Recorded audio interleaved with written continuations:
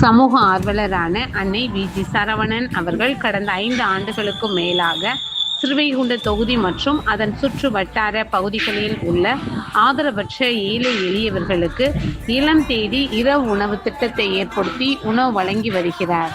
இந்நிலையில் தமிழக வெற்றிக் கழகத்தின் ஐம்பெரும் கொள்கை தலைவர்களுள் ஒருவரான சமூக ஆர்வலர் அஞ்சலையம்மாளை கொள்கை தலைவராக அறிவித்ததன் ஏற்பால் தமிழக வெற்றிக் கழகத்துடன் இணைந்து தமிழக வெற்றிக் கழக தலைவர் தளபதி திரு விஜய் அவர்களின் ஆசியுடன் கழக பொதுச் செயலாளர் அண்ணன் புசியன் ஆனந்த் அவர்களின் வழிகாட்டுதலின்படியும் மதிய உணவு மற்றும் இரவு உணவு திட்டத்தை ஏற்படுத்தி உணவு வழங்கி வருகிறார்.